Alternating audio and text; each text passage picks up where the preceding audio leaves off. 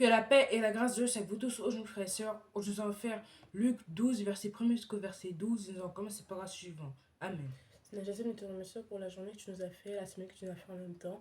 Nous savons qu'en ce moment, pour tous les étudiants, c'est la semaine des examens. S'il te plaît, Seigneur, protège-nous, garde-nous, fait que tous on soit bien adaptés dans les révisions, qu'on soit disposés dans les révisions, Seigneur. Nous savons que tout peut se faire par toi, mais Seigneur, nous aussi, on devait mettre dedans, Seigneur, protège le monde aussi, parce qu'il y a beaucoup de guerres, beaucoup de calamités, beaucoup de choses. Nous savons que tout est déjà prégé par ta présence, Seigneur. Nous te remercions du Père, du Fils et du Saint-Esprit. Amen. Amen. Amen. Comme je dis, on va votre prise, on va faire Luc 12, verset 1 jusqu'au verset 12. Ça va commencer par la suivante. Amen. Sur ces entrefaites, les gens s'étant rassemblés par milliers, au point de s'écraser les uns aux autres, Jésus se mit à dire à ses disciples, avant tout, gardez-vous du levain des pharisiens, qui est l'hypocrisie. Il n'y a rien de caché qui ne doive être découvert, ni de secret qui ne doive être connu. C'est pourquoi tout ce que vous aurez dit dans les ténèbres sera entendu dans la lumière, et ce que vous aurez dit à l'oreille dans les chambres sera proclamé sur les toits. Je vous dis, à vous qui êtes amis, ne craignez pas ce qui le tue le corps et qui, après cela, ne peuvent rien faire de plus. Je vous montrerai qui vous devez craindre. Craignez celui qui, après avoir tué, a le pouvoir de jeter dans la géhenne. Oui, je vous le dis, c'est lui que vous devez craindre. Ne vend-on pas 5 pourceaux pour 2 sous? Cependant, aucun d'eux n'est oublié devant Dieu. Et même vos cheveux sont tous comptés, ne craignez donc point, vous valez plus que beaucoup de pourceaux. Je vous le dis, quiconque se déclarera publiquement pour moi, le Fils de l'homme, se déclarera aussi pour lui devant les anges de Dieu. Mais celui qui me reniera devant les hommes sera renié devant les anges de Dieu.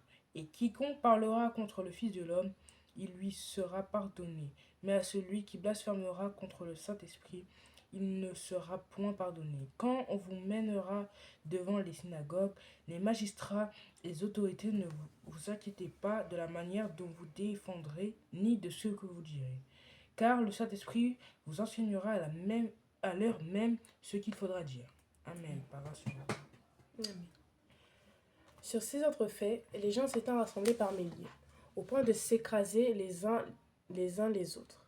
Jésus se mit à dire à ses disciples, avant tout, gardez-vous du levain des pharisiens, qui est l'hypocrisie. Il n'y a rien de caché qui ne doive être découvert, ni de secret qui ne doive être connu.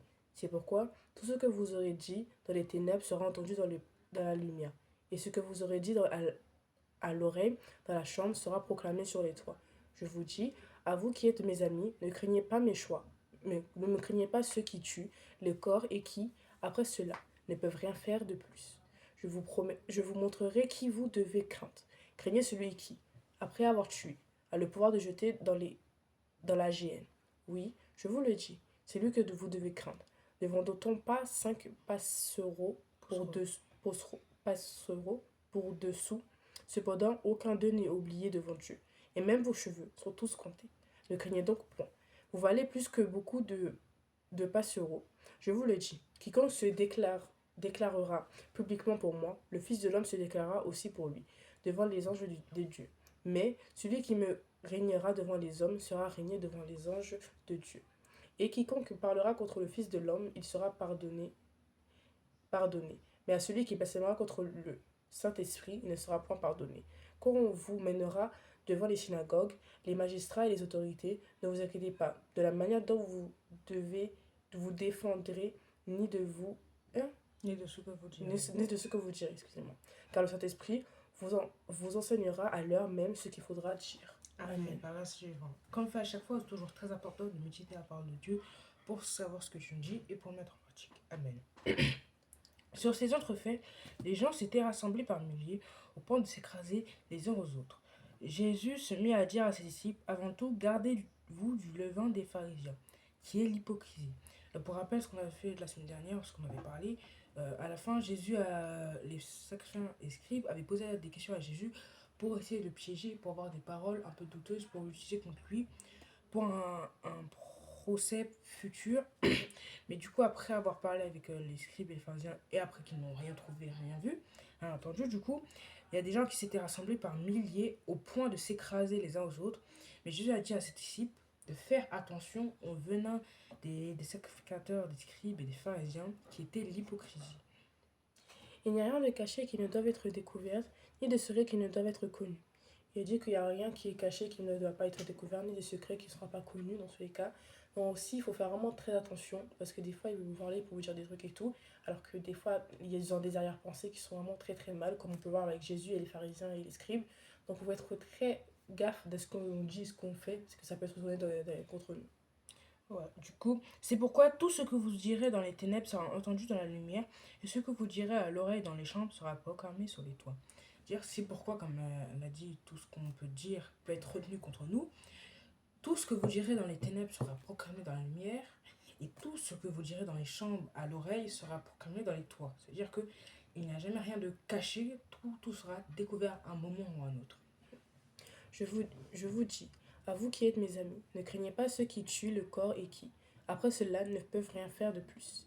Du coup, ils disent que de pas craigner, faut pas craigner le monde et tout, que parce qu'on est tous humains, on est tous presque pareils et tout, il faut pas craigner les personnes qui tuent et qui ne font rien après. En fait, il n'y a qu'une personne à craigner, on sait tous que c'est qui, on verra par la suite, mais on ne faut pas craigner tout ce qui est les personnes haut placées et tout, mais parce qu'en vrai de vrai, sans Dieu, ils peuvent pas vraiment faire grand chose sur nous.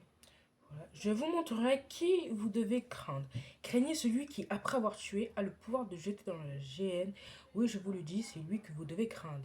Comme il le dit, il fait allusion à son Père, Jésus-Christ, Dieu lui-même, qui, après avoir tué, peut avoir la décision de envoyer la personne, oui ou non, dans la géhenne. L'emmener au paradis ou Qui l'emmener veut dans la dire que géhenne. c'est Dieu. Et Voilà, c'est la personne qu'on devait craindre, c'est Dieu. c'est lui qui a le pouvoir absolu, c'est lui qui fait le choix à la fin. Du coup, c'est la personne qu'on doit craindre. Ne vend-on pas 5 passereaux pour 2 sous? Cependant, aucun d'eux n'est oublié devant Dieu. Du coup, c'est-à-dire que quand ils achètent des passereaux, je pense que c'est un animal, truc ça, pour 2 sous, tout ce qu'on fait, c'est-à-dire que si on achète des trucs illégaux et tout ce qu'on fait, tout ce qui est fait, est dit et pensé, est su par le ciel et par Dieu en même temps. Donc il faut vraiment faire très attention à ce qu'on fait, ce qu'on pense et ce qu'on dit, parce que ça peut vraiment très se retourner contre nous. Voilà. Je vous Et même, Ah, et même vos cheveux sont tous comptés, ne craignez donc point, vous valez plus que beaucoup de passereaux. C'est-à-dire que chaque chose sera comptée, même nos cheveux quand même. Et au moins, il nous dit quand même pour nous rassurer qu'on vaut plus que beaucoup de passereaux. Ce qui est déjà bien. Verset 8. je vous le dis, quiconque se déclara publiquement pour moi, le Fils de l'homme se déclara aussi pour lui, devant les anges de Dieu. Donc, très simplement que si vous, devant tout le monde, vous déclarez que oui, vous êtes enfant de Dieu, vous avez une relation avec Dieu et tout, Dieu aussi dira, oui, j'ai une relation avec cet enfant de Christ, d'enfant de Dieu et tout, c'est mon enfant et tout devant tout le monde. C'est-à-dire qu'il ne faut pas avoir honte. Bon, on verra par la suite, mais en tout cas, il faut se proclamer devant tout le monde pour dire que oui, on marche avec Jésus, on est dans la marche avec Jésus et tout. Malgré tout ce qui se passe, Jésus est avec nous, on sait que c'est lui qui connaît les meilleurs choix. Mais celui qui me reniera devant les hommes sera renié devant les anges de Dieu. Mais celui qui le reniera devant les hommes sera renié devant les anges de Dieu et n'aura pas accès au paradis malheureusement. Et c'est pour ça que la sœur de Jésus-Christ a dit qu'il faut au moins se proclamer, dire au moins oui je marche avec Jésus-Christ, oui j'entretiens certaines relations spirituelles avec Jésus-Christ. C'est-à-dire qu'il faut pas. En fait, renier, je trouve que en tant que même humain, si quelqu'un vous renie, vous serez que vous serez très très mal, ça vous fera très mal au cœur. Et que c'est un sentiment qui c'est un des pires sentiments entiers. C'est-à-dire qu'on ne peut pas renier quelqu'un. C'est-à-dire que si vous aimez quelqu'un, la personne elle vous renie devant les gens, vous allez dire, mais qu'est-ce qui se passe? Même moi, je ne m'as pas dit que tu m'aimais, que son amitié ou en amour, les deux en même temps. Et être renié, c'est un sentiment qui est super mal et qui peut faire très mal au cœur. C'est ce que Dieu aussi il peut ressentir parce que après Jésus, maintenant, il ressent les sentiments du non. Il peut ressentir aussi la même chose, de dire que il a honte de moi, donc en vrai, qu'est-ce qui m'empêche d'avoir honte de lui aussi au ciel. Et quiconque parlera contre le Fils de l'homme, il lui sera pardonné. Mais celui à qui blasphémera contre le Saint-Esprit ne sera pas pardonné. Du coup, comme ceux qui étaient sur la terre et tout, ils ont parlé mal de Jésus, ils ont dit des choses mal de Jésus et tout. Mais après, comme un exemple, l'apôtre Paul, Paul au début il parlait très mal de Jésus, pour le Jésus c'était pas vraiment le Fils de l'homme et tout. Après il s'est repenti, il a vu que c'était une bonne chose. Mais c'est pas pour autant qu'il a blasphémé pour Dieu. Du coup en fait, les gens qui blasphèment, il faut juste se dire Seigneur pardonne parce qu'ils savent pas ce qu'ils font, mais voilà c'est tout. Parce que même s'ils parlent mal de Dieu, beaucoup de personnes parlent mal de vous. Normalement il faut se préparer en tant que chrétien, Dieu avait annoncé ça, qu'on parle mal de vous aussi. Parce que tout ce qui passe à Jésus, nous aussi on va recevoir dans la vie à un moment ou un autre. Que s'ils parlent mal de vous, c'est la vie, bien sûr contre vous c'est la vie. Mais en tout cas, dans la parole de Dieu, qu'ils ont parlé mal de Jésus, Dieu les pardonnera malgré tout parce que c'est le corps et tout, ils savent que Jésus devait mourir, de souffrir et tout. Mais Dieu, c'est pas ça quelque chose d'impardonnable. Voilà. Quand on vous mènera devant les synagogues et les magistrats, les autorités, ne vous inquiétez pas de la manière dont vous défendrez, ni de ce que vous direz. Quand malheureusement, bah, parce que beaucoup de, ben, on va dire, d'apôtres ont été amenés devant des juges, devant des procès, pour les soi-disant juger par rapport à leur blasphème. Et malheureusement, ils ont été amenés devant des grands chefs, des grandes personnes, des postures vraiment connues partout dans le monde. Et ces mêmes personnes, ils, comme on l'avait dit tout à l'heure, ils ne sont rien devant Jésus. C'est pas eux qui dirigent le pouvoir, c'est pas eux qui peuvent envoyer les gens dans la gêne après la mort. C'est-à-dire qu'on ne doit pas avoir peur d'eux. Et pourtant, il y a des gens qui avaient peur, ils ne savaient pas encore, ils n'avaient pas la parole de Dieu. Ils avaient peur devant ces personnes-là. Mais Jésus dit de ne pas s'inquiéter devant ces personnes, ni de la manière dont on doit se défendre, ni de ce qu'on doit dire. La raison pour laquelle, c'est Car le Saint-Esprit vous enseignera à l'heure même ce qu'il faudra dire. C'est que se dire qu'il ne faut pas s'inquiéter à comment on va parler, juste on se dispose nos cœurs, on dit que Seigneur, tu entres en moi, tu sais que tout ce qui va se passer et tout, Seigneur, dirige ma bouche et mes paroles, parce qu'on sait que des fois l'être humain, quand un sentiment de colère ou de précipitation pardon, est dans notre bouche, ça peut nous faire dire tout et n'importe quoi, même qu'on n'a juste pas envie, et même que bah, à la fin on regarde de dire ce qu'on a dit, mais c'est trop tard. Donc c'est pour ça que c'est mieux qu'on dit que le Seigneur il dirige notre bouche, il fait ce qu'on peut dire et tout, comme ça on fait un bon truc. Ça peut aussi aider pour les oraux. Les oraux des examens et tout. On prie Seigneur, Seigneur, je me suis entraînée, Seigneur, mais même si je me suis entraînée, tu peux diriger ma bouche, savoir ce que je peux dire, comme ça j'aurai une très bonne note. Ça marche aussi dans tous les autres termes, c'est un truc méchant, parle avec devant un juge, devant les profs, devant un truc, on dirige notre bouche, devant tout le monde en vrai, diriger notre bouche pour que notre bouche sache bien parler, comme ça on n'a aucun regret par la fin. voilà. Avez-vous des questions pour la fin? On voit quand même dans cette parole que Jésus nous a aidé à comprendre que on ne doit pas avoir peur de ce qui est matériel, mais de ce qui est spirituel, de ce qui se passera après la mort. Et du coup, qui nous a au moins appris une leçon de ne pas de se soucier du levain des pharisiens qui est l'hypocrisie. À cause de ça, à chaque fois que les pharisiens grandissent, la hypocrisie est encore plus grande.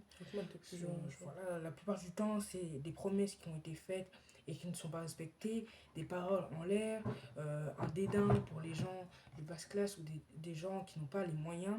C'est-à-dire qu'on doit se retirer de ce genre d'actes, de ce genre de pensées, de personnes, et du coup qu'on doit avancer dans la vie pour mieux comprendre Dieu. Amen. Nous allons prier ensemble pour la fin. Seigneur Jésus, nous te remercions pour ta parole que tu nous as fait dire. Nous avons vu que malgré tout, tu restes avec nous, qu'on ne craindre personne à part toi, Seigneur, parce qu'il n'y a que toi qui peux vraiment tout faire dans ce monde, Seigneur, malgré il y avait des méchants dans ce monde. Nous savons que même si tout peut mal nous passer, Seigneur, tu es avec nous à la fin, et même si nous périssons, bah, nous savons que c'est toi qui a les mains sur ça, Seigneur. Merci de nous avoir gardés, nous avoir protégés malgré tout jusqu'à ce jour, Seigneur. Merci pour tout ça. Nous savons que ceux qui parlent mal de Seigneur, ils ne savent juste pas ce qu'ils font. Nous prions pour eux, nous prions pour les gens qui ne t'aiment pas, Seigneur. Nous savons que c'est un sentiment qui est mal, qui peut avoir de soi, de la haine, soit des choses, Seigneur, malgré tout. Nous te remercions de Dieu Père, Dieu Saint-Esprit. Amen. Que Dieu vous bénisse. Au Au revoir. revoir.